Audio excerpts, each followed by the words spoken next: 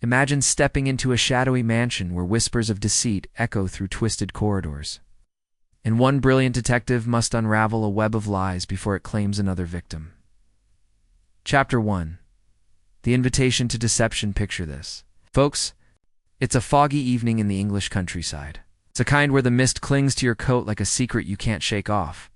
Our hero, the legendary Hercule Poirot, with his impeccably waxed mustache and those piercing gray eyes that seem to see right through people's souls, sitting in his cozy London apartment, sipping a tisane. That's herbal tea for those. Not in the know and flipping through the evening paper when a knock echoes at the door. His faithful companion, Captain Hastings, who's always a bit bumbling but means well, opens it to reveal a messenger boy clutching an envelope sealed with fancy wax. Poirot, ever the picture of calm elegance, slices open the letter with a silver opener. His eyebrows arch as he reads aloud in that precise Belgian accent of his. Mon cher Monsieur Poirot, your reputation as the greatest detective in Europe precedes you. I humbly request your presence at Thornfield Manor this weekend. A matter of utmost urgency requires your little gray cells. Lives may depend on it. Yours in desperation, Lord Reginald Ashford. Hastings leans in, excited. Sounds thrilling, Poirot. A weekend in the country. What could be better? But Poirot strokes his mustache thoughtfully. Ah, Hastings. Invitations like this are rarely for tea and scones. There is a shadow behind these words, a labyrinth waiting to ensnare us. Cut to the next morning. Poirot and Hastings board a rattling train to the remote village near Thornfield Manor. As the landscape blurs by, green fields giving way to dense woods, Poirot shares a bit of background he's dug up. Lord Ashford is a wealthy industrialist, married to the glamorous Lady Evelyn, a former actress with a flair for drama. They have a son, young Victor, who's just returned from university, and a daughter, Amelia, engaged to a dashing but mysterious businessman named Marcus Blackwood. The manor itself is legendary, built like a maze with hidden passages and secret rooms, a relic from the days when nobles played games of intrigue. Why a labyrinth? Hastings asks. Poirot smiles. To hide truths, mon ami, or perhaps to trap lies. They arrive at the manor as dusk falls, the massive stone building looming like a giant puzzle box under stormy skies. A butler with a face as stiff as his starched collar greets them at the door. Monsieur Poirot, Captain Hastings? His lordship awaits in the drawing room. Inside, the air is thick with tension. Lord Ashford, a burly man with a red face and a booming voice, shakes Poirot's hand vigorously. Thank God you're here, Poirot. It's my family. We're being torn apart by something sinister. He gestures to the assembled group. Lady Evelyn, elegant in pearls, but with eyes darting nervously. Victor, slouched in a chair, fiddling with a cigarette. Amelia, pale and twisting her engagement ring. And Marcus, standing tall with a charming smile that doesn't quite reach his eyes. Also present are a few guests. Dr. Elena Thorpe, the family physician, a sharp-witted woman with glasses perched on her nose. Reverend Simon Hale, the local vicar, clutching a Bible like a shield. And Miss Clara Voss, Lady Evelyn's secretive personal secretary, who hovers in the shadows taking notes. Lord Ashford explains the crisis. It started with anonymous letters, accusations of affairs, embezzlement, even murder in our past. Then, last night, my priceless family heirloom, the Ashford diamond, vanished from the safe. But worse, my wife received a threat. Reveal the truth or die in the labyrinth. What labyrinth? Our home has one in the gardens, but it's overgrown and forgotten. Poirot nods, his mind already worry. Tell me, Lord Ashford, who has access to the safe? The Lord lists everyone in the room, plus the butler and a maid. Hastings whispers, sounds like an inside job, but Poirot hushes him. Patience, Hastings. Lies are like threads in a tapestry. Pull one, and the picture emerges. He begins questioning them one by one, starting with Lady Evelyn. She denies any affairs, but her voice trembles. Those letters are vicious lies.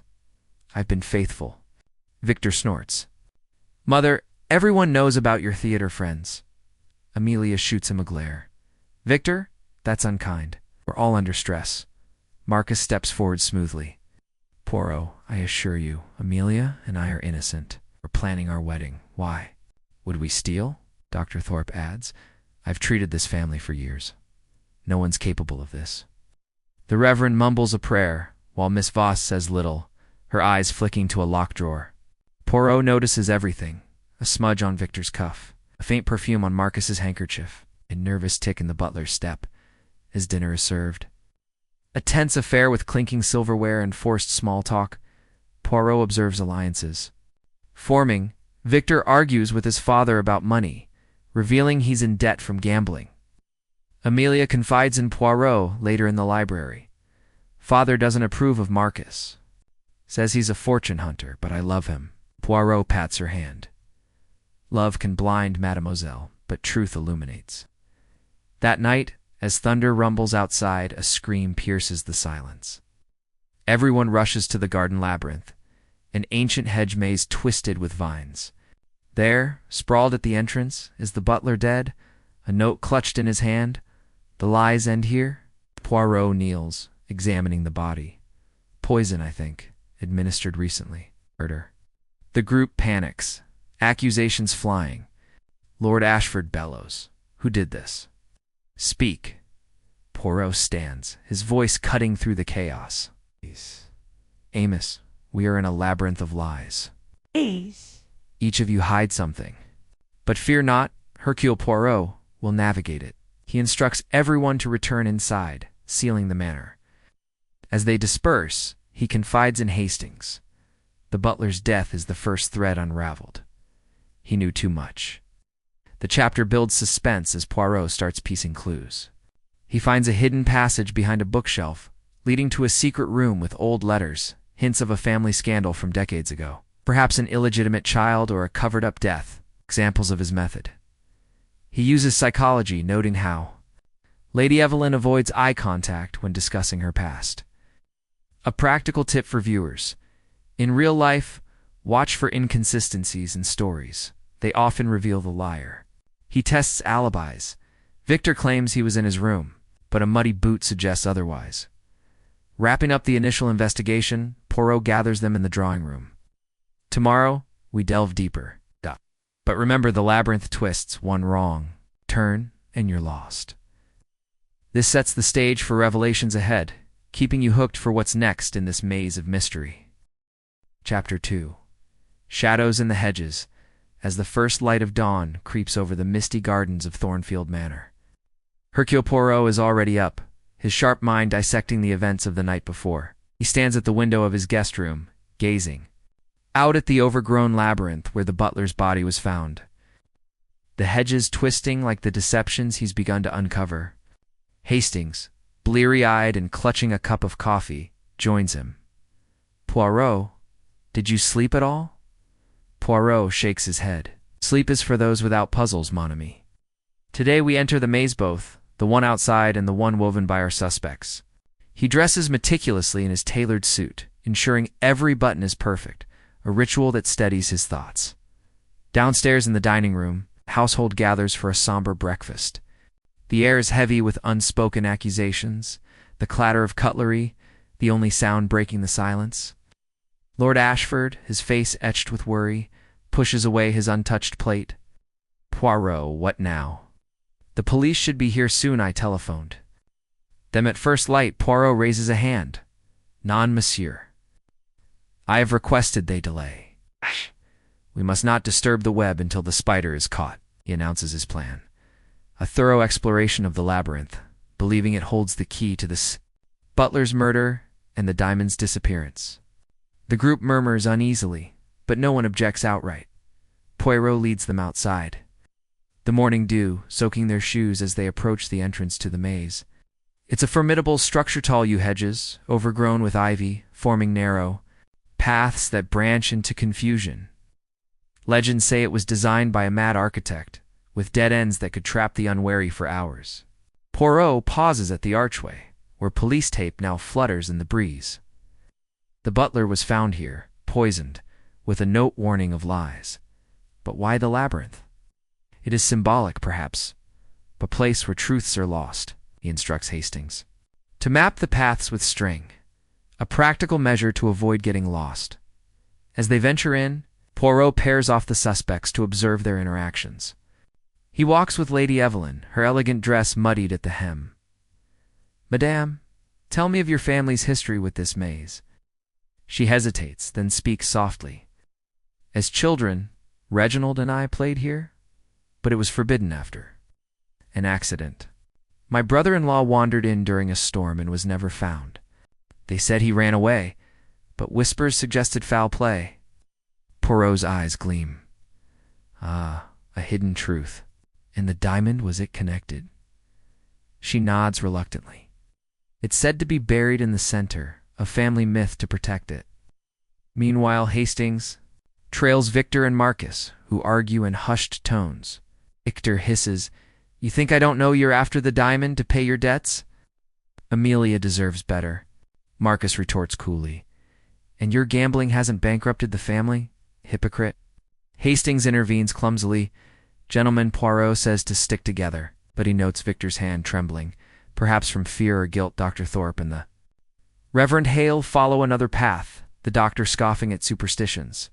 "This maze is just hedges, not some cursed labyrinth. The butler's death was straightforward cyanide, quick and painless." The Reverend clutches his cross. "Evil lurks in hidden places, perhaps divine judgment." Poirot, overhearing from a parallel path, smiles inwardly. Their words reveal more than they intend. Amelia and Miss Voss bring up the rear. Amelia whispering, "Clara, you've been with Mother so long. Do you know about the letters?" Miss Voss's face tightens. "Some secrets are best buried, miss." Poirot doubles back through a secret gap in the hedge. He's already discovered one and eavesdrops. Miss Voss adds, "Your mother's past. It's complicated. That photo you found? It's from before she married." Amelia gasps. "An affair?" But Miss Voss shushes her as they turn a corner, deep in the maze. Poirot finds a clearing with a weathered stone bench and a sundial at the center. Voila, the heart of the labyrinth. Scratched into the sundial is a fresh mark. "Lies bind, truth frees." He kneels, spotting disturbed earth nearby. Digging with a borrowed trowel, he uncovers a small box, empty, but lined with velvet, sized for the diamond.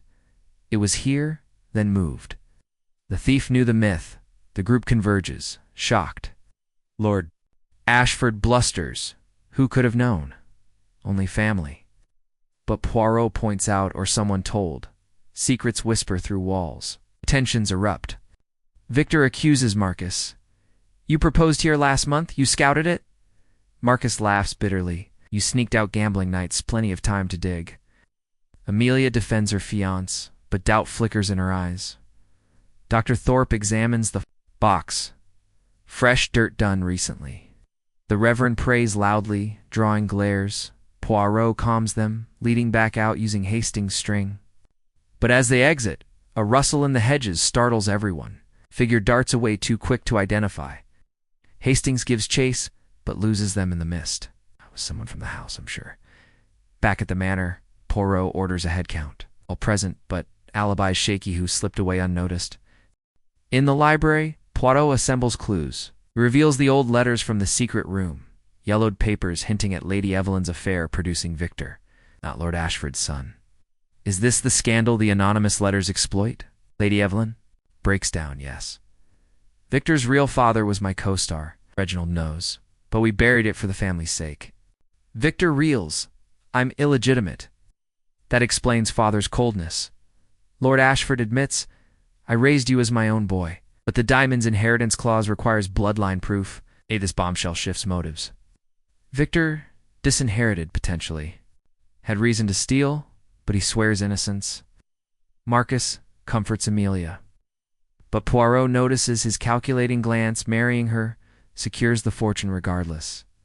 Lunch is tense, barely eaten. Poirot questions Miss Voss privately. You code your notes why? She confesses partially to protect Lady Evelyn. The letters came from someone blackmailing her. Poirot presses, who? She glances away. I suspect Dr. Thorpe. She treated the family, knows all secrets. Confronting the doctor, Poirot finds her in the conservatory. Madame, missing vials. From your bag cyanide? She stiffens. For patient's pain relief. One stolen, perhaps. Her alibi for the murder, alone in her room. Weak, the Reverend, cornered, admits the cash in his Bible was from Lord Ashford for church repairs, but suspiciously large. No crime in generosity, he insists, as afternoon wanes. Poirot explores the hidden passages more. In one, he finds a discarded glove with a monogram, M.B. Marcus Blackwood. Ah, evidence. Confronting Marcus, he denies it. Planted. I lost that glove weeks ago. Yes. Sunset brings another scream from the maze again. Rushing out, they find Miss Voss slumped against a hedge, alive but dazed, a blow to the head. She mumbles, "Saw the thief, ... returning." Before fainting, Dr. Thorpe tends her, but Poirot suspects staging. In the drawing room, Poirot paces. The attacks escalate. The labyrinth is not just a garden, it's the metaphor for this family's deceptions. Each path a lie leading to the center, the truth. He reveals more. Footprints in the maze match Victor's boots, but also partial prints from high heels Lady Evelyn or Amelia. Hastings suggests perhaps a partnership Victor and Marcus. Poirot considers possible. Or the Reverend hiding. Sins behind piety. Night falls with thunder. Poirot sets a trap, announces he'll guard the maze entrance alone. But secretly, he watches from hiding. Hours pass, then movement a cloaked figure slips in. Poirot follows stealthily through twists and turns, his heart pounding but mind clear. At the center, the figure digs frantically. Poirot steps out. Bonsoir. The game ends. The figure whirls. It's Amelia. She drops a shovel, tears streaming. Poirot, ... I had to, the diamond, to save us all, she confesses. Overheard her mother's secret, feared ruin, stole the diamond. To sell anonymously, pay Victor's debts, secure her wedding. But the butler saw her, so she poisoned him in panic. The notes? Her attempt to deflect blame? Poirot frowns. But mademoiselle? The blows to Miss Voss? Amelia shakes her head. Wait, that's not me? A noise, another figure emerges. Dr. Thorpe, holding a vial. No, that was me. Voss suspected my role. Twist upon twist. Dr. Thorpe masterminded the blackmail, knowing the family's secrets from medical files. She coerced Amelia into theft, planning to take the diamond herself. The butler's murder, Thorpe's doing, framing Amelia. Struggle ensues. Thorpe lunges with poison, but Hastings bursts in, having followed Poirot, tackling her. Gotcha. Back at the manor, police arrive. Thorpe arrested, diamond recovered from her room. Amelia, tearful, faces charges but leniency promised for coercion. Poirot explains to the stunned group, the labyrinth of lies. Thorpe built the walls, using each secret as a hedge. Amelia wandered in, lost. But truth, like a map, leads out. Lord Ashford thanks him. Poirot, you've saved us. Poirot bows. The little gray cells, they navigate any maze. As they depart Thornfield, Hastings sighs. Another case closed. Poirot smiles, but life is full of labyrinths, mon ami. On to the next.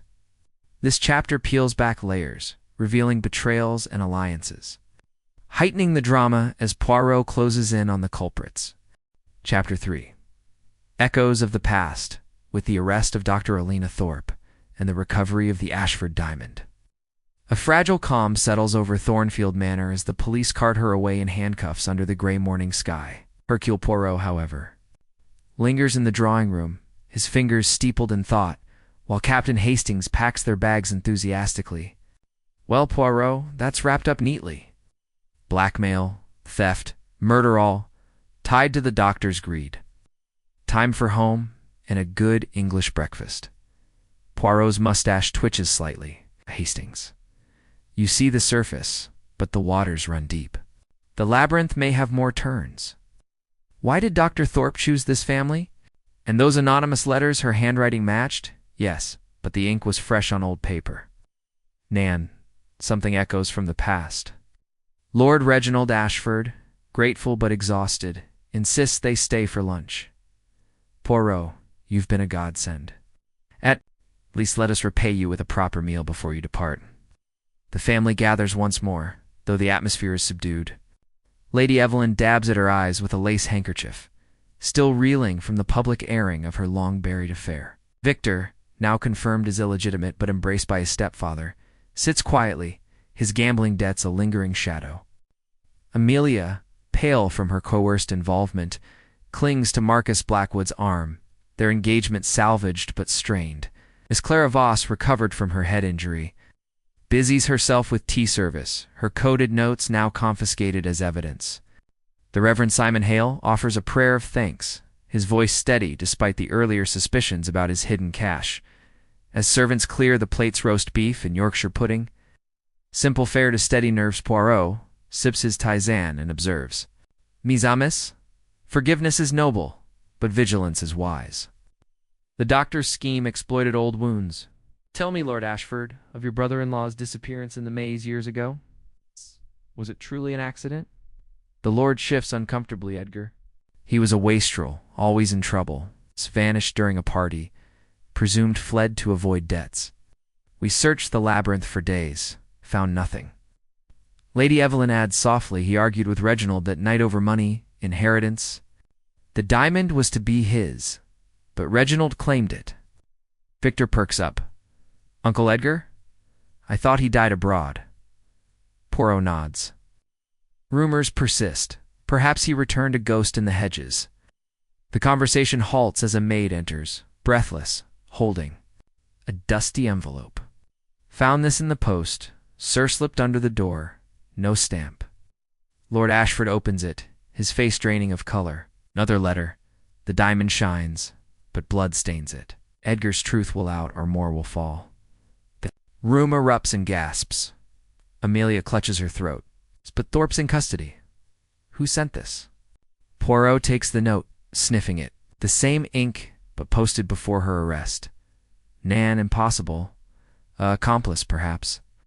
Hastings jumps up. Or a copycat. Poirot, we can't leave now. Poirot agrees, unpacking his case with a sigh. The labyrinth. Calls again. We must revisit the past. Begins by interrogating the staff more deeply. The gardener, an elderly man named Wilkins with gnarled hands from years of trimming hedges, recalls the night Edgar vanished. Stormy it was. Master Edgar staggered into the maze after a row with his lordship. Heard shouts, then silence. It's morn gone. We dragged the pond at the Centre Nothin. Poirot probes. And unusual visitors lately? Wilkins hesitates. A stranger lurking round the edges last week, asking about old tales. Tall chap, scarred face. In the library, Poirot pores over family records, yellowed ledgers, and faded photos. He covers a will amendment. Edgar was to inherit if Reginald had no legitimate heirs. With Victor's status revealed, it complicates things. If Edgar? Lives, he claims all. Marcus, overhearing, chuckles nervously. But he's dead, surely. This is madness. Poirot eyes him. You arrived shortly before the Troubles. Your business import, export, convenient for smuggling or hiding identities. As afternoon sun filters through stained glass, Poirot leads a small group back to the labyrinth. This time, armed with Wilkins' old map, crude but accurate, they navigate to the central pond. A murky pool overgrown with lilies. Poirot borrows a rake, probing the shallows. If Edgar fell, evidence remains. Hastings assists, mud splattering his trousers. Suddenly the rake catches something, a rusted chain, attached to a skeletal hand emerging from the silt. The group recoils as police are summoned again. The body, preserved in the peat-like mud, is identified by a signet ring, Edgar Ashford.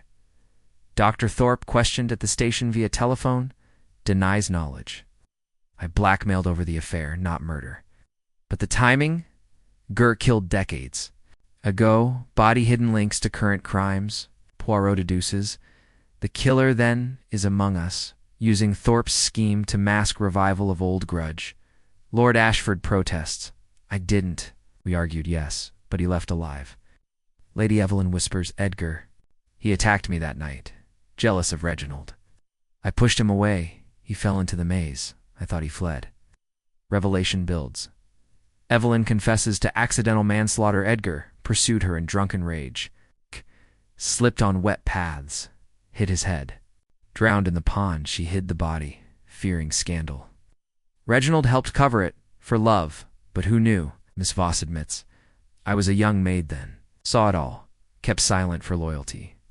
The Reverend, too, confessed to me years ago. I advised prayer. The new letters. Victor admits sending one to force truth out, hoping to secure inheritance. But only one. Not this. Marcus shifts guiltily. I found old papers in the attic. Used them to pressure for Amelia's dowry. No harm meant. Twilight descends as another scream echoes from the manor. Rushing in, they find the Reverend in the chapel, stabbed with a letter opener, gasping the ghost. Edgar's heir, ... double quotes. He dies, pointing to a shadow.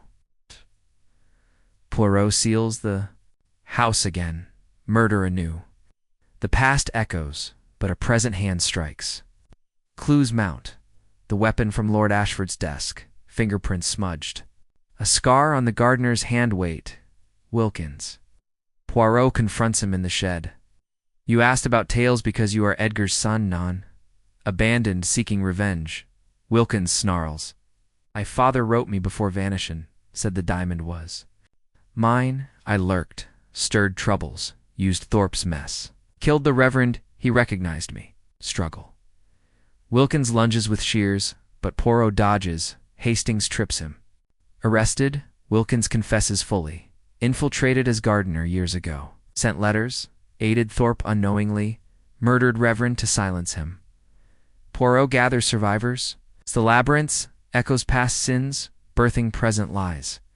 Edgar's death. Accidental, but greed twisted it. Family reconciles. Victor forgiven. Amelia's wedding proceeds. Secrets buried properly. As train whistles, Poirot reflects. Lies layer like hedges, but truth prunes them. Hastings nods. Until next time. Poirot smiles. Chapter 4. The Hidden Chamber. The morning after Wilkins' arrest. Thornfield Manor feels like it's holding its breath. The police have come and gone, carting off the vengeful gardener who masqueraded as a loyal servant, but Hercule Poirot remains. In the grand hall, his polished shoes tapping lightly on the oak floor, Captain Hastings, ever eager to move on, adjusts his tie and mutters, Poirot, surely we've untangled this knot. 2 murderers caught, diamond recovered, time to catch. The evening train, eh? Poirot's eyes, sharp as ever, flickered to a dusty portrait of an Ashford ancestor above the fireplace. Mon ami, the labyrinth of lies has many entrances. Wilkins and Dr. Thorpe were but threads.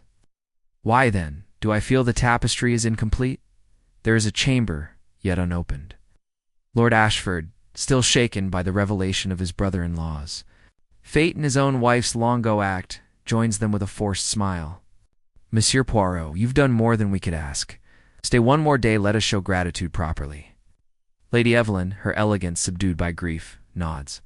Please, we need closure. Amelia and Marcus sit close, their hands entwined. While Victor, nursing a brandy, looks less sullen, perhaps relieved his debts are now a family matter. Miss Clara Voss, ever efficient, scribbles in a new notebook, her coded secrets no longer needed. The absence of the Reverend Hale casts a shadow, his death a fresh wound.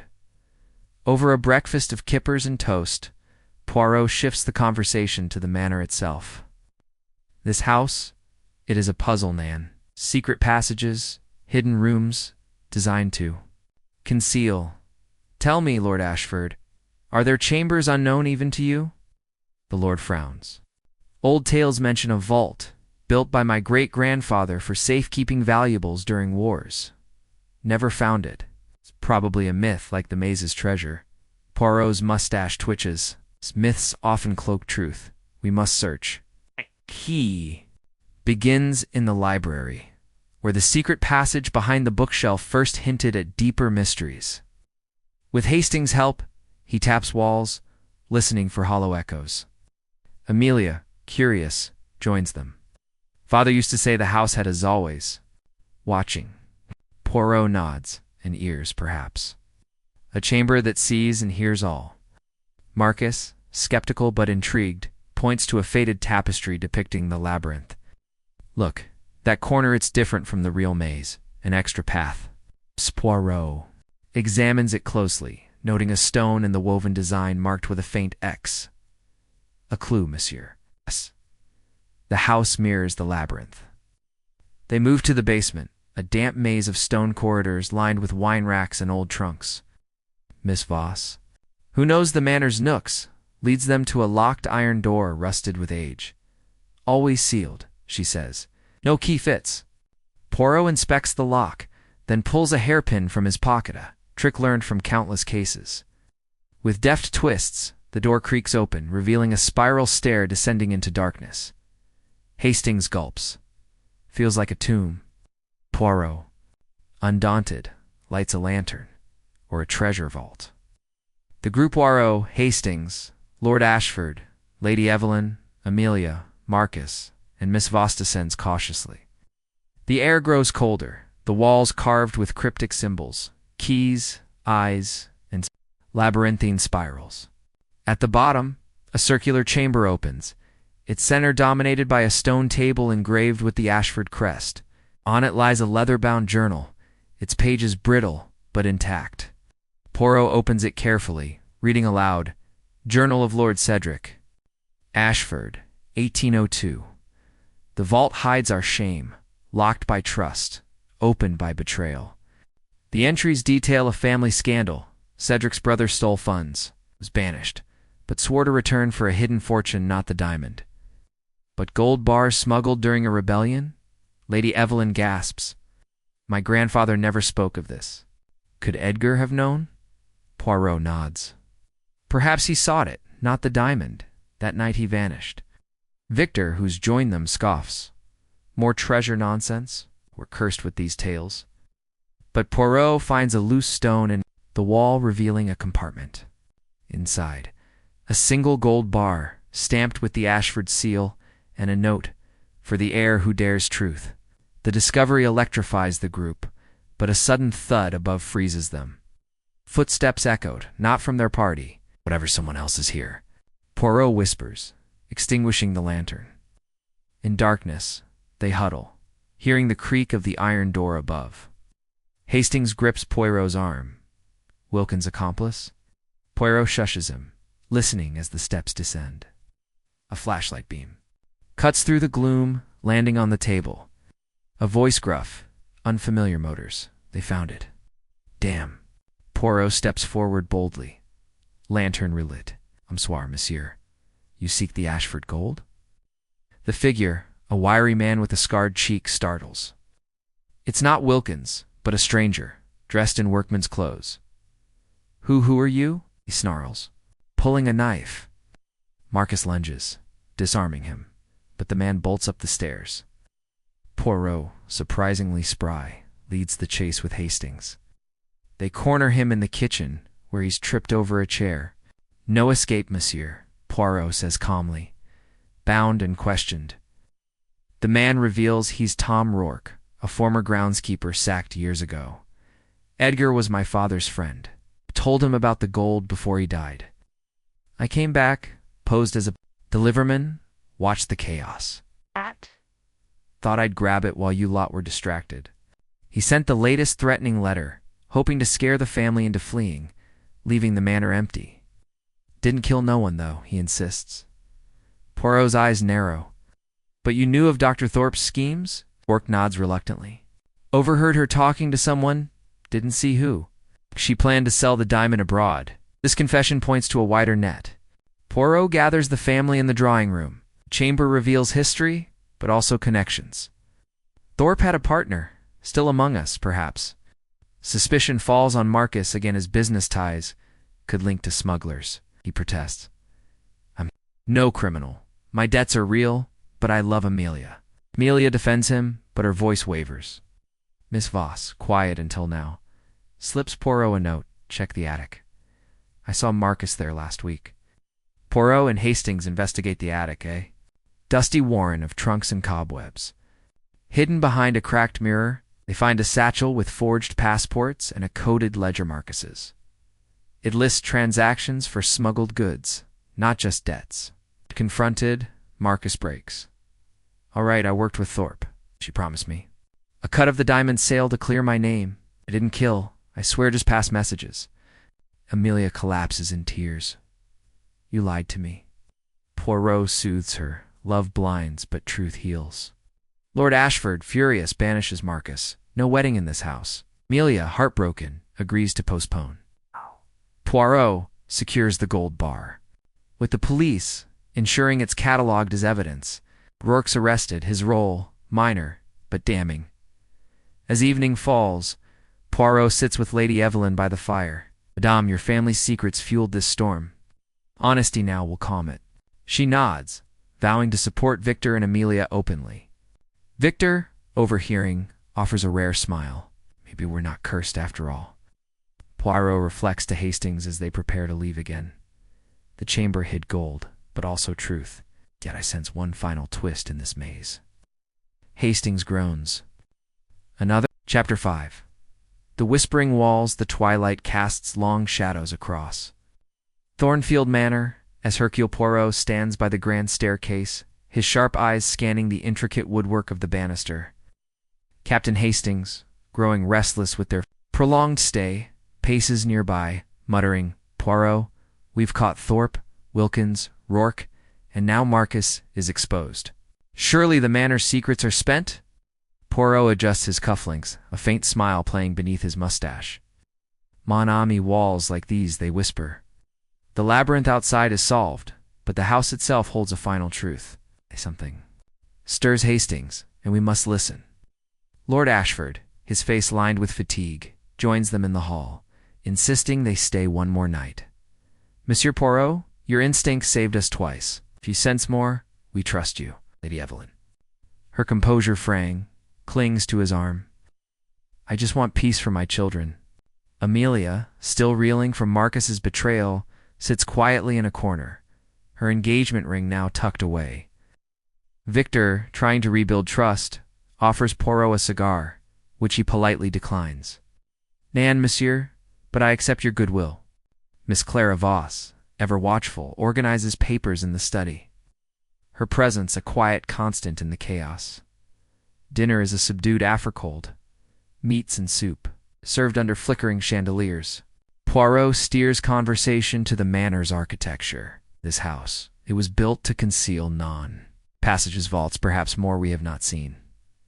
Miss Voss, you know its corners best. Any tales of hidden spaces? Clara pauses, spoon. Mid-air. As a girl, I heard servants whisper of a priest hole a secret room from the Reformation days for hiding fugitives. No one's found it, but odd noises come from the east wing at night. Victor scoffs. Ghost stories for maids. But Poirot's interest peaks. Noises, mademoiselle? Describe them. Clara hesitates. Creaks murmurs, like voices behind walls. After dinner, Poirot leads an expedition to the east wing, a dimly lit corridor lined with portraits of stern Ashford ancestors. Hastings carries a lantern, grumbling about cobwebs. Amelia, seeking distraction, joins them, as does Lord Ashford. "If there's a room, it's likely near the old chapel," he suggests. "That's where the family hid during Cromwell's time." They tap panels, press moldings, and listen for hollows. Poirot notices a portrait of Lady Margaret Ashford. Painted in 1650, her hand resting on a carved rose, he presses it, a click echoes, and a section of wall swings open, revealing a narrow passage. The group gasps. "A priest hole," Hastings exclaims. Poirot, lantern raised, steps inside, the air musty and thick. The passage leads to a small, circular room, its walls lined with shelves holding dusty ledgers and a locked iron box. A faint scratching sound comes from behind a wooden panel. Poirot signals silence, then raps sharply. The panel slides back, revealing a young woman, gaunt and wide-eyed, clutching a tattered shawl. "Don't hurt me," she pleads. Amelia cries out, "Who are you?" The woman trembles. Lillian, Lillian, Ashford. Shock ripples through the group. Lord Ashford stammers, impossible. My cousin Lillian died years ago in London, eh? Fever. Lillian shakes her head. No, I lived. Exiled by the family for ... shame. Poirot kneels beside her, voice gentle. Mademoiselle, tell us your story. Lillian, haltingly, reveals she's Edgar's daughter, born out of wedlock to a servant. Banished at 16 to protect the family's name, she survived on the streets, then returned, driven by rumors of the gold. Hid here in the walls. Listening, I sent no letters, killed no one, just wanted my share. Poirot examines the room. The ledgers detail family finances, showing payments to silence Lillian's mother decades ago. The iron box, when pried open, holds letters from Edgar to Lillian, promising her a future if he claimed the gold. He never returned, she whispers. I thought the diamond was my right. Hastings frowns. But the murders, Thorpe, Wilkins, Rourke? Lillian shakes her head. I only watched, stole food to survive. The walls let me hear everything: Thorpe's plans, Marcus's lies. Poirot's mind races. Lillian's presence explains the whispers, but not the Reverend's murder. He questions her closely. You saw someone that night? She nods. A shadow in the chapel, after I heard the Reverend pray. Not Wilkins, someone smaller. Quick. Poirot turns to the group. A final player in this game, perhaps. Back in the drawing room, Lillian is given tea and a blanket. Lady Evelyn, shaken, admits, we sent her away cruelly. I didn't know she lived. Victor, defensive, snaps another secret. This family's rotten with them. Poirot calms them. Blame Barry's truth. Lillian is a victim, not a villain. He reconstructs the Reverend's death, stabbed with a letter opener, a crime of opportunity. The killer knew he suspected them. Who was closest? Suspicion falls on Miss Voss. Always near, always listening. Confronted, she pales. I served loyally. But Poirot notices her hands ink-stained, matching the threatening letter's style. Mademoiselle, you wrote more than notes. Reverend, he saw you with the letter opener, non. Clara breaks, sobbing. He caught me planting a letter to scare the family, keep my job secure. I didn't mean to kill. He grabbed me. I panicked. The opener was there. ... She collapses, confessing she used old paper from the attic to mimic Thorpe's blackmail, hoping to manipulate events without bloodshed. The Reverend's death was an accident born of fear. Lord Ashford, devastated, calls the police again. Clara is taken away, her loyalty twisted into desperation. Poirot ensures Lillian is cared for, her claim to a small inheritance acknowledged. No more hiding, he tells her. She nods, tears falling. Thank you, monsieur. As midnight approaches, Poirot and Hastings sit by the fire. The walls whispered of painly ends. Clara's, the family's, Poirot muses. Each secret a brick in the labyrinth. Hastings yawns. And now home. Poirot gazes at the flickering flames. Perhaps, but truths like embers can spark anew. The manor settles into uneasy silence, its walls finally quiet. Yet Poirot's gray cells hum, sensing the faintest echo of one last mystery waiting in the shadows. Chapter 6. The clockwork of motives. The morning sun filters weakly through the heavy drapes of Thornfield Manor, casting a pale glow over the weary faces gathered in the dining room. Hercule Poirot, his posture impeccable despite the long nights, sips his tisane, his eyes darting from one family member to another. Captain Hastings, stifling a yawn, leans close. Poirot, we've unearthed a secret room, exposed a hidden heir, and caught another killer. Yes. Surely the manor's ghosts are at rest now? Poirot's fingers trace the rim of his cup, his expression enigmatic. Mon ami, the clock of truth ticks on.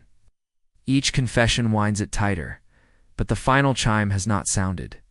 There is a motive, yet unspoken, a gear that does not fit. Lord Ashford, his shoulders slumped, pushes a plate of eggs aside. Monsieur Poirot, you've turned our home upside down and saved it in the same breath. What more could there be? Lady Evelyn, her eyes red from sleeplessness, nods. Let us heal, please. Amelia, now unmoored without Marcus, twists a napkin in her hands, while Victor, trying to mend his fractured place in the family, offers a strained smile. Lillian Ashford, the newly revealed cousin, sits awkwardly at the table, accepted but not yet at ease. The absence of Miss Voss, now in custody, leaves an eerie gap in the household's rhythm. Over breakfast, Poirot shifts focus to the manor's recent history. The diamond, the gold, the letters all, tied to greed or revenge. But why now? What sparked this storm of secrets? He turns to Lillian. Mademoiselle, you hid for weeks. Did you hear talk of an event? A catalyst? Lillian, her voice soft but steady, recalls, a month ago. I overheard Lord Ashford discussing a sale of land part of the estate, including the maze. It was to settle Victor's debts. Victor flushes. I didn't ask for that. Father. Decided on his own. Lord Ashford sighs. The debts were crippling us. The sale was to protect the family. Poirot's eyes gleam. A sale would unearth old titles, old claims, perhaps Lillian's or Edgar's. Someone feared exposure. He proposes a new search, this time of the estate's legal papers, stored in the study. Hastings groans, more dusty documents, but follows as Poirot leads the way. The study, lined with oak shelves, smells of leather and ink.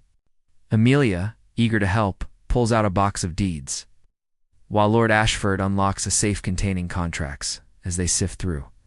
Poirot finds a recent letter from a law firm, dated weeks before the first anonymous note. It details a potential buyer. Consortium with ties to Marcus Blackwood's failed business. Interesting, Poirot murmurs. Marcus knew of the sale, Nan. Perhaps he stirred the pot to delay it, protecting his own interests. Amelia shakes her head. He never mentioned it, but he was always secretive about his deals. Victor, scanning a deed, pauses. This mentions a codicil to grandfather's will clause about illegitimate heirs. If Lillian claimed it, the sale could collapse. Poirot nods. A motive for chaos. Disrupt the sale. Hide the codicil. He examines the safe's lock scratched, as if tampered with recently. Someone searched here before us. Suspicion lingers on the remaining household. The butler's replacement, a young footman, named James, hovers nervously, clearing trays. Poirot questions him. You joined after the butler's death. Who recommended you? James stammers. The agency, sir. I just needed work. But his hands shake, and Poirot notes a faint scar on his wrist, like one described by the gardener about a stranger weeks ago. Determined to test his theory, Poirot stages a trap. He announces to the family, Tonight, I will review the codicil alone in the study. It holds the key to the estate's future. He winks at Hastings, who catches on and stations himself in a hidden alcove. As night falls, the manor grows. Quiet. The only sound, the ticking of a grandfather clock. Poirot sits at the desk, the codicil a single page detailing Lillian's potential claim laid out like bait. Hours pass, then a creak at the door. James slips in, a knife glinting in his hand. Hand it over, monsieur, he hisses. No one needs that codicil. Hastings bursts from the alcove, tackling James. The family, alerted by the commotion, rushes in. Poirot, unruffled, secures the knife. Monsieur James, or should I say, James Rourke. Another of Edgar's kin, Nan. The footman slumps, defeated. I, Tom Rourke's, my brother. We planned to claim the gold, split it. I got hired to watch, to steal papers if needed. Didn't kill no one, just what pushed things along. He admits, planting a fake letter to scare the family, hoping to halt the sale and secure Lillian's claim, unaware she was alive. Poirot pieces it together. You and Tom worked separately, your plans crossing with Thorpe's and Voss's. Reverend's death your brother's work, but you knew? We? James nods. I saw him that night. Didn't stop him. Thought it'd scare the family off. Lord Ashford, furious, demands how many more vipers in my house. Poirot soothes. This is the last, I believe. The clockwork of motives, greed, revenge, fear stops here. The police take James away, his role as an opportunist clear. Poirot hands the codicil to Lord Ashford. Honor Lillian's claim, monsieur. It will heal old wounds. Ashford agrees, promising her a share of the estate. Lillian, tearful, whispers, I only wanted a home. Amelia embraces her, a new sister found. Victor, humbled, vows to clear his debts honestly. Lady Evelyn, finding strength, pledges transparency. No more secrets, she declares, as dawn breaks. Poirot and Hastings walk the gardens, the labyrinth now just a hedge under morning light. The manor's clock is reset, Poirot says, each mode of a gear now aligned. Wow. Hastings chuckles. You make it sound so tidy. Any loose ends? Poirot pauses, gazing at the horizon. Perhaps one, a faint tick, far off. But for now we rest. The manor breathes easier, its secrets aired. Yet Poirot's instincts ever sharp sense a distant shadow, a final piece waiting to fall into place. Chapter 7. The Mirror of Truth. The late afternoon light bathes Thornfield Manor in a golden haze, softening the sharp edges of its ancient stone walls. Hercule Poirot, standing in the grand drawing room, polishes his pocket watch with a silk handkerchief. His mind is precise as its ticking hands. Captain Hastings, lounging in an armchair, flips through a newspaper, his patience wearing thin. Poirot, we've caught the blackmailers, the thieves, the murderers. Surely we've polished every dark corner of this place. Can we not head back to London now? Poirot's eyes glint as he snaps the watch shut. On a mirror reflects. What is clear, but tilted, and hidden truths emerge. This manor still holds one such reflection. Lord Ashford, his energy drained, but his resolve firm, enters with a tray of tea. Monsieur Poirot, your persistence is uncanny. If you sense more were in your hands. Lady Evelyn, her face softer since Lillian's acceptance, pours cups for everyone. Amelia, finding strength in her new bond with Lillian, sits beside her, their hands clasped. Victor, his bravado replaced by quiet determination, polishes a pair of boots, a small act of humility. Lillian, now dressed in borrowed clothes, looks less like a ghost and more like family. The manor feels lighter. Yet Poirot's unease lingers like a faint crack in a looking-glass. During tea, Poirot shifts the conversation to the family's future. The diamond is safe, the gold secured, the codicil honored. A shadow behind the mirror. Tell me, Lady Evelyn, of your time as an actress before the scandal of your affair. She stiffens, then sighs. I was young, ambitious, in love with the stage. My co-star, Victor's father, was charming but reckless. After I married Reginald, I cut all ties. Why does it matter now? Poirot leans forward. Because someone used that past to light this fire. The letters began with your secret, but who else knew it intimately? Suspicion ripples. Amelia suggests, could it be someone from your theater days, Mother? A jealous rival? Victor shakes his head. No one from that world visits here. Lillian, hesitant, speaks up. When I hid in the walls, I found old playbills in the attics, some signed to Evelyn with ... personal notes. Poirot's mustache twitches. Personal, you say? We must see these. They climb to the attic, a dusty realm of forgotten relics. Among trunks of costumes and faded posters, Lillian points to a crate. Poirot sifts through, finding playbills from Lady Evelyn's troupe, one signed, To my star, forever yours, Gideon. Lady Evelyn gasps. Gideon Holt, my director. He was obsessed. Wrote me letters after I left the stage. I burned them more. Thought I did. Poirot holds up a charred fragment, preserved by chance. This one survived. Speaks of revenge if you married another. Hastings frowns. But Holt's long gone, surely. Poirot's eyes narrow, or hiding in plain sight. He recalls a detail. The maid, Sarah, a quiet woman who replaced a predecessor just before the Troubles. She's been too silent. Nan, always listening. They summon Sarah, who fidgets under Poirot's gaze. Mademoiselle, your reference is impeccable, but new. Who are you truly? Sarah's composure cracks. I'm just a maid. But her accent slips a hint of London's theatre district. Poirot orchestrates a test. He gathers everyone in the drawing room, announcing, "Tonight, I will burn the last of Gideon's letters in the fireplace, erasing the past." He places a fake letter crafted with Hastings' help on the mantel. As night falls, the family retires, but Poirot and Hastings hide in the shadows. At midnight, Sarah creeps in, snatching the letter. Poirot steps forward. "Bonsoir, Mademoiselle Holt, or should I say Gideon's daughter." Sarah freezes, then crumples. "How did you know?" she confesses. Sarah Holt, Gideon's daughter.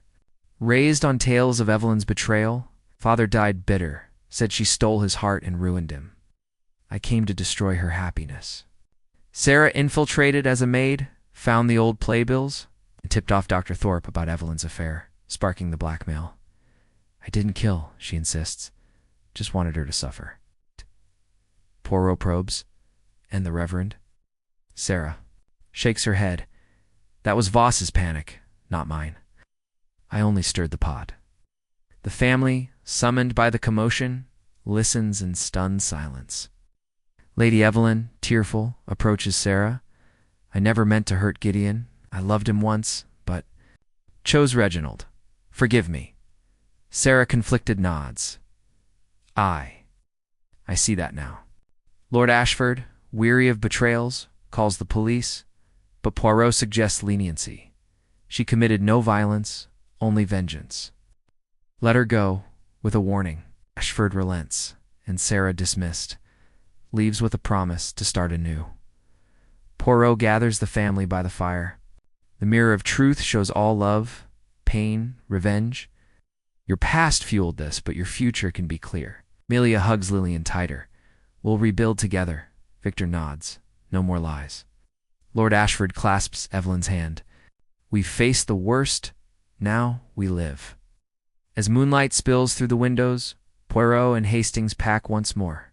The mirror is polished, Poirot says, but reflections can shift. Hastings laughs. You're never satisfied, are you? Poirot smiles faintly. Satisfaction is for clocks, mon ami. The mind seeks more. The manner settles, its mirrors gleaming with hard-won clarity. Yet Poirot's instincts hum, a whisper of one final reflection waiting to be seen. Chapter 8. The unseen guest. The evening wraps Thornfield Manor in a quiet chill, the kind that seeps into the bones despite the crackling fire in the library.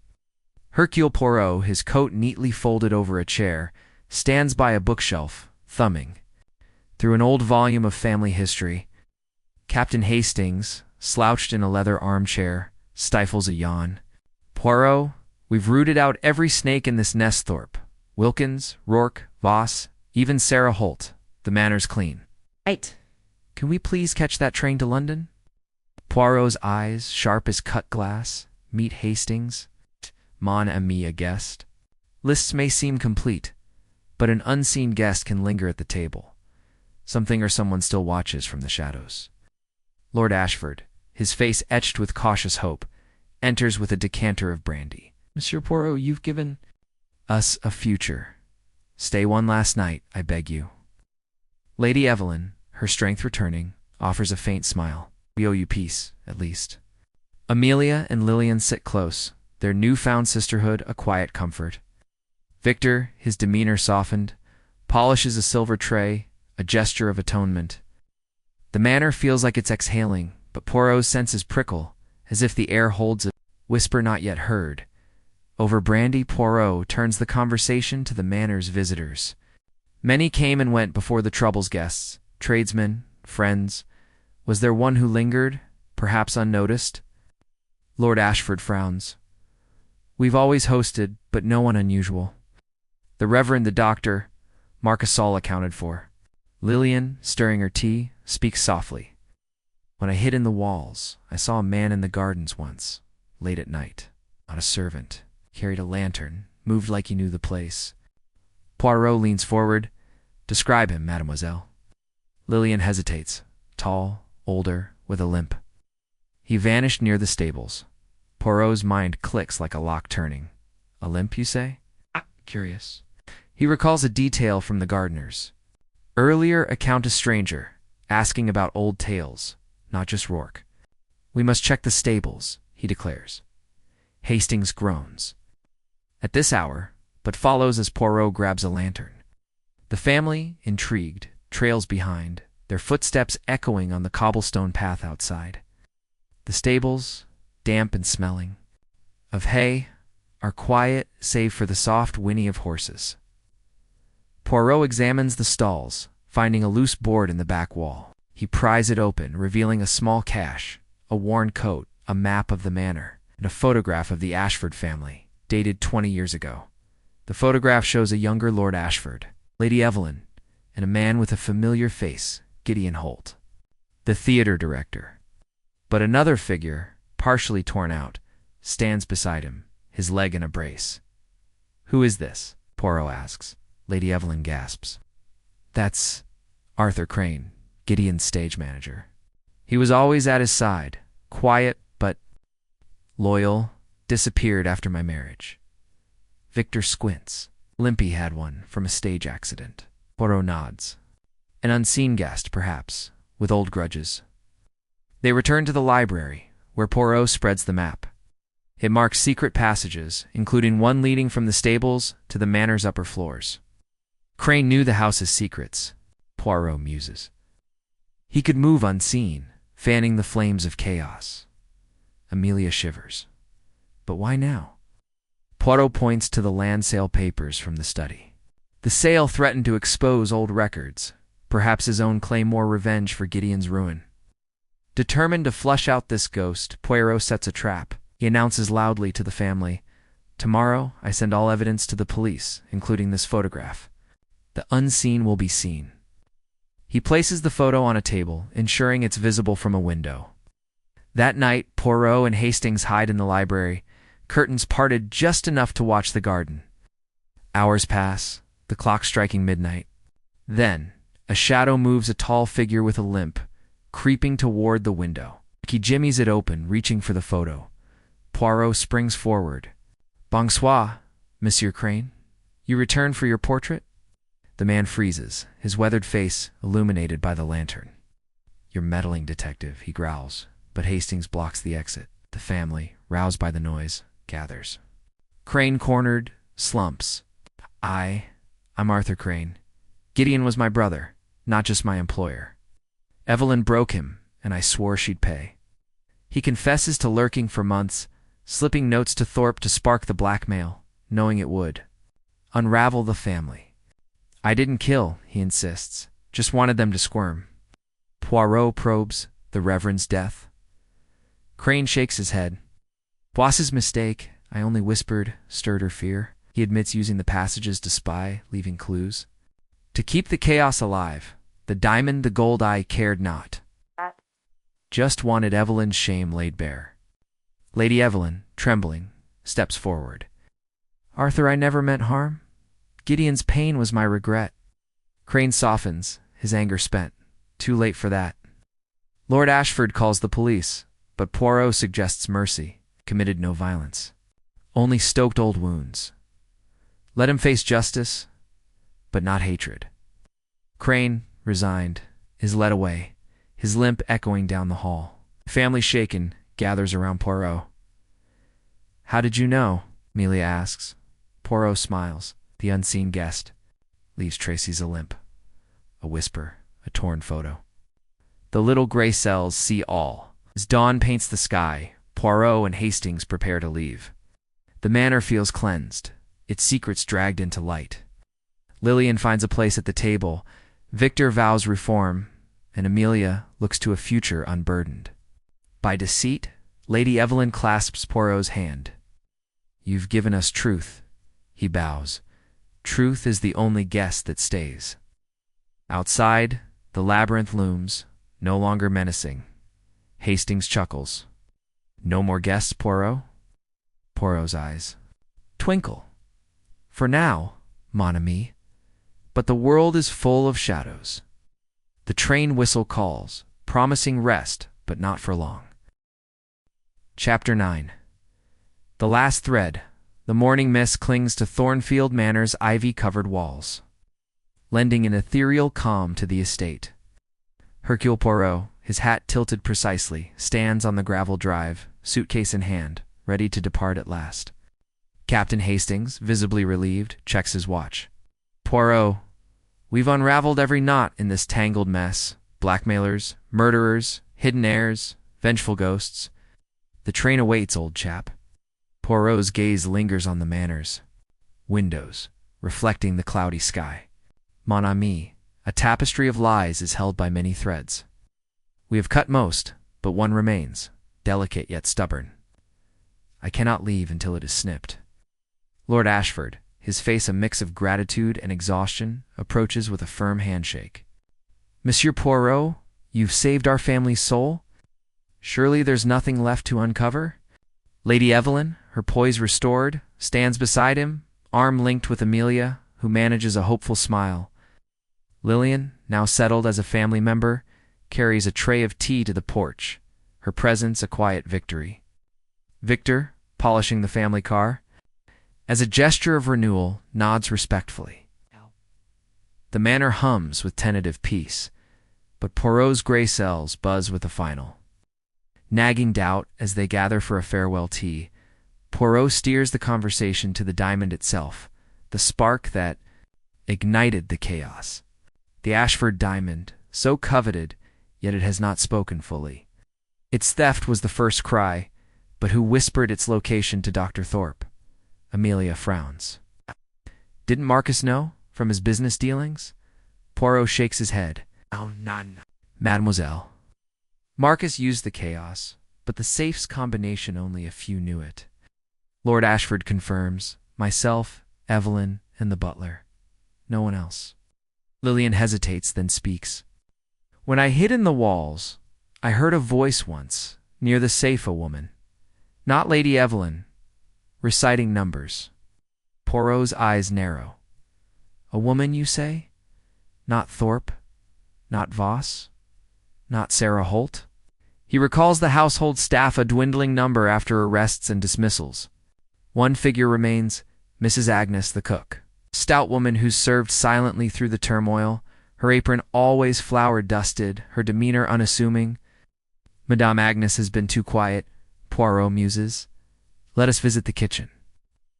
Group follows, curious, to the bustling kitchen, where Agnes kneads dough, her hands steady, but her eyes darting as Poirot enters.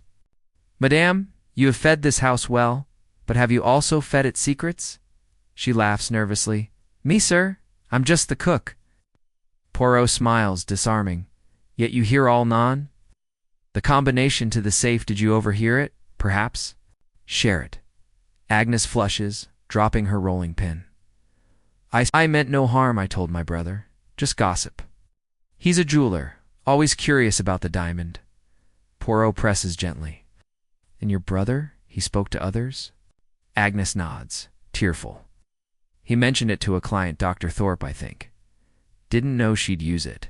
Hastings whispers, the spark of the whole affair. Poirot nods. A careless word, Madame, lit the fuse, but was there more? He notices a locket around her neck, engraved with initials, Tay, who is Tay. Agnes trembles. My late son Thomas, who worked here years ago, knew Edgar. When he died, I stayed too. Watch over the family, make amends. Suspicion deepens. Poirot recalls the butler's poisoning cyanide from the garden shed, accessible to kitchen staff. Madame, you had access to the shed. Did you aid in the butler's fate? Agnes collapses onto a stool, sobbing. Not murder. I gave him tea that night, didn't know it was laced. Someone left a vial in the pantry, I thought it was medicine. She points to a shelf where a small bottle, overlooked by police, still sits. Poirot examines its cyanide with a faint trace of ink on the label, matching Clara Voss's notes. The pieces align. Voss, in her panic, used you, non. Left the poison for you to unwittingly administer. Agnes nods. Duh. She said it was for pests, begged me to keep quiet. I was scared, said nothing. Lady Evelyn, horrified, steps forward. Agnes, you've been with us decades, why? Agnes wipes her eyes. Guilt Thomas stole from the family, shamed us. I stayed to serve, to atone. Poirot sets a final trap. He announces, the vial goes to the police, revealing all. That evening, as the family dines, a figure slips into the kitchen. Agnes, attempting to hide the bottle. Poirot, waiting with Hastings, steps forward. Madame, the last thread is cut. Confess fully. Agnes breaks down. I didn't kill, but I suspected Voss after. Kept silent to protect my place here. Me. Lord Ashford, weary but compassionate, calls the police. No more secrets, he declares. Agnes is questioned, her role minor but pivotal. Poirot ensures her cooperation earns leniency. She was a pawn, not a queen, he tells the family. Lillian, touched, offers Agnes a kind word. You tried to make things right. Victor nods. We all did wrong somewhere. Amelia, finding her voice, adds, let's start fresh. As night falls, Poirot and Hastings stand on the porch, the manor glowing warmly behind them. The tapestry is complete, Poirot says. Each thread, greed, guilt, loyalty, woven and now cut. Hastings sighs. No more surprises? Poirot chuckles. The world is surprised, mon ami. But here we close the loom. The family gathers to bid them farewell, gratitude in their eyes. The labyrinth, visible in the moonlight, stands silent, its secrets spent.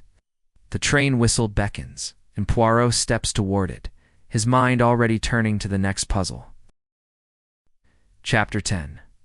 The light beyond the labyrinth. The sun rises over Thornfield Manor, painting the sprawling estate in hues of gold and amber, as if the very walls exhale a sigh of relief after days of turmoil. Hercule Poirot stands on the front steps, his immaculate suit pressed to perfection, his mustache gleaming in the morning light. He adjusts his hat with a precise flick, his eyes scanning the horizon where the labyrinth's hedges blend into the mist. Captain Hastings, suitcase in hand, practically bounces with anticipation. Poirot, we've done it. The diamond's safe, the killers are caught, the secrets are out. London's calling, let's not miss that train again. Poirot's lips curve into a faint smile, but his gaze lingers on the manor.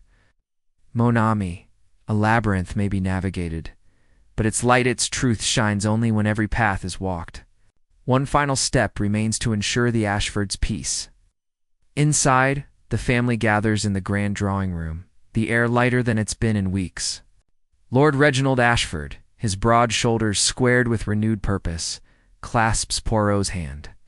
Monsieur Poirot, you've given us more than justice. You've given us a future. Name your reward.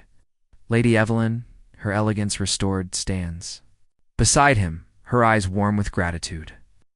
We were lost in our own maze, but you let us out. Amelia, her strength growing, holds Lillian's hand, their bond a quiet anchor. Victor, his reckless edge softened, polishes a family crest on the mantle, a symbol of his commitment to rebuild. Lillian, no longer a shadow, but a true Ashford, sets out a tray of scones, her smile tentative but genuine. The manor feels alive, its wounds healing, yet Poirot senses a final knot in the tapestry of truth over a hearty breakfast of eggs, bacon and steaming tea. Poirot turns the conversation to the heart of the matter, the family's unity. Mes amis, the diamond sparked greed, the gold fueled revenge, but it is your secrets that built the labyrinth. One question remains. Who else carries a key to this house's past? Lord Ashford frowns. We've exposed everyone, Thorpe. Wilkins, Rourke, Voss, Sarah, Agnes. Who's left? Poirot sips his tea, his eyes flicking to the empty chair where the butler once sat. The butler's death began this, poisoned by cyanide in tea. Agnes was misled, but who placed the vial? A final hand, perhaps not yet revealed. Lillian, stirring her tea, speaks up. When I hid in the walls, I heard whispers not just from the family, but from someone outside near the servants' entrance late at night. A voice low, speaking of clearing the path. I thought it was Rourke, but the accent was different, polished, educated. Poirot's mustache twitches. Polished, you say? Like a man of means, perhaps? He recalls a fleeting detail from the police reports: a local solicitor, Mr. Harold Grayson, who handled the estate's land sale papers and visited frequently before the chaos. Monsieur Grayson, he knew the family's finances. In the codicil's implications. Determined to tie the last thread, Poirot requests Grayson's presence. The solicitor, a thin man with spectacles and a nervous tic, arrives by noon, his briefcase clutched tightly. Monsieur Poirot, I'm merely a legal advisor. What could I know of these crimes? Poirot smiles disarmingly. You know the value of secrets, monsieur? The land sale your firm pushed it forward despite the codicil. Did you seek to profit? Grayson bristles.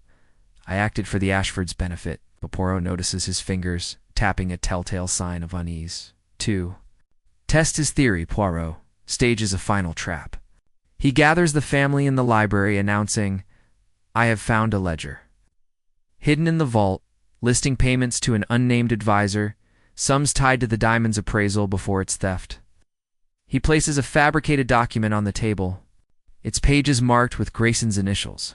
This goes to the police tonight. Grayson pales, his tic worsening. As the family dines, Poirot and Hastings watch from the hall.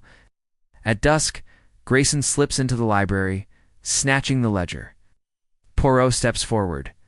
Bonsoir, Monsieur Grayson. You clear the path, Nan. Cornered, Grayson collapses into a chair, his composure crumbling. I didn't kill, but I saw profit in chaos. I knew of the codicil from old files, tipped off Thorpe about the diamond's location to delay the sale.